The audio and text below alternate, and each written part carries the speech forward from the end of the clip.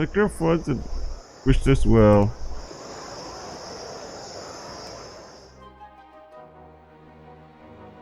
Could afford this.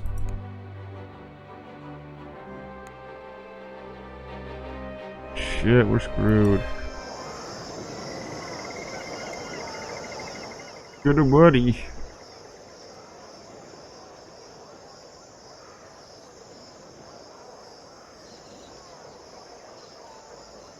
Sure. Talk to the head office. Hotel. That costs money. Do errands, we gotta make some money.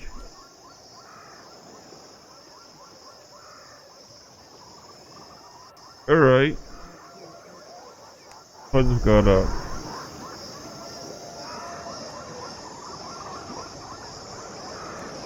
Go to the big. Collect our money. Let's depart.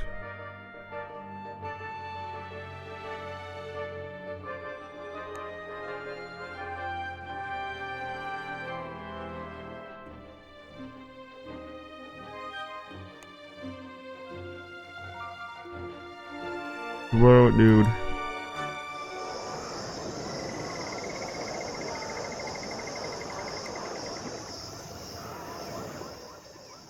Okay, another night fell. Attend to him. Human relations. Depart is basically it. Embark. Go! We're not gonna make it. You board the Reina Cristina Spanish tourist Vado type airship. Its gondola shaped to resemble one of the infamous Spanish galleons of previous centuries. Except in miniature. The Manila galleons have been built large enough to accommodate 1,000 passengers, and to stock provisions for a journey which, unlike ours, might last upwards of half a year. Fog.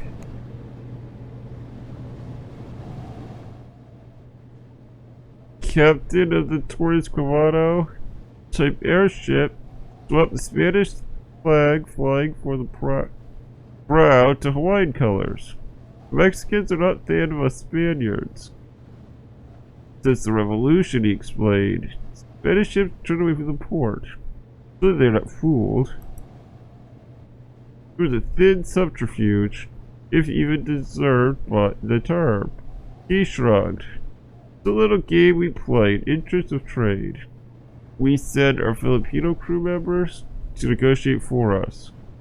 In the Mexican customs house, at the hefty surcharge for taxes.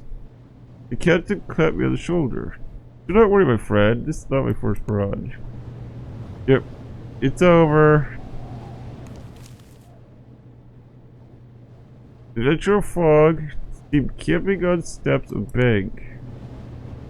Day 80. We smelled smoke first, then the gunpowder sweetened my blood.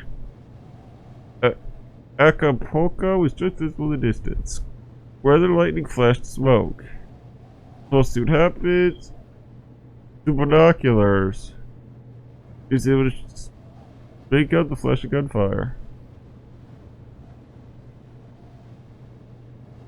Lit buildings, dark sky plumes. Are the Spanish trying to retake Mexico? The pirates. Are Spanish trying to retake Mexico? I demanded the captain, who looked bewildered. King Amadio hardly writes me informative love notes, he retorted, before he gripped his brass-handled telescope, swinging from his belt. He turned to the crew. I need a volunteer to climb the rigging and see what is up ahead. I will do it, I volunteered rashly. Even Sir Fogg appeared too pale. She had the idea. The crew stared at me with a mixture of pity and awe as the captain wordlessly handed me his telescope, a pair of aviator goggles, and a red handkerchief. Wave the handkerchief when you are secure. It will raise the ship to give you a better view. Shook Sir Fogg's hand. I took a deep, centering breath before I climbed up the hatch and grabbed onto the rat lines. The wind buffeted my face, and the roar of the twin internet engines seemed amplified. Behind the comforting curve of the envelope, I saw an endless, dizzying stretch of sky, and the Pacific Ocean glittering far, far below. Closed my eyes, heaved myself up, treated deck down the hatch in defeat. Closed my eyes and heaved myself up. Can't stop now, he volunteered, managing to grip the foot rope with my toes as I swung out away from the gondola. I was braced against the wheeling sky and a possible drop by nothing other than my trembling hands and feet clutching the rope. Reached up blindly no. I looked up and planned my route. Gotta be smart about this, measured.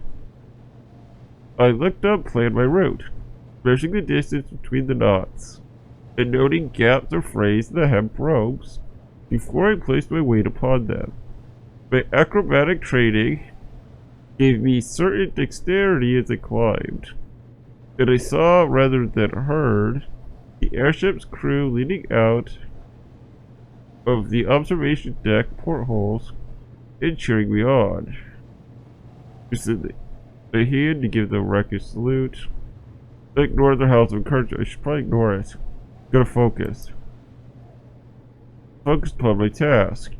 I felt that moment as if I were born to climb airships, and laughed, sky mad, as the rough hemp ropes dug painfully to my palms. I made it to the widest cross-section of the envelope and waved a red handkerchief. I felt the hum of the engines grow sharper as the airship began to climb. Each shudder and yaw was more pronounced, and I clung to my perch for dear life, laughed and laughed and laughed. Clutched to it for dear life, biting my lips as the wind did its best to pluck me from the safety, fling me to the sucking embrace the ocean below. It would not have me. I refused to meet my death beneath this unfamiliar sky. I extended the telescope as the ship bobbed in the air and peered through it at sky above Acapulco or the Bay of Acapulco. The Bay of Acapulco, thronged with warships throwing cannon at the city, and lit with unholy fires to listen and sing. I saw their flags and shuddered. I will not recount how I climbed down, how many times I slipped, and how my palms bled and itched, how nearly I pitched into the ocean. I will tell you I made it back inside, and made my report to the captain crew. The French army sieging Acapulco, I said. Then I fainted dead away. French army, so this is when like there were three nations trying to collect the war nets. It was France, Britain, or no, was it Britain? So it was France, Spain, could have been Britain, but it might have been somebody else. The other two left when it became clear the French wanted to take it over. So it's like that, but then again, well, I guess their occupation still existed, didn't it? I don't know when it ended. So that with this steampunk could last longer. Fainted dead away. As we lay down to sleep, Sir Fogg murmured, "Today's day 80 past that we have failed." Indeed. Changes nothing. However, he added, we must still return home, and as fast as possible. Your character is now courageous. I hope so. We didn't make it.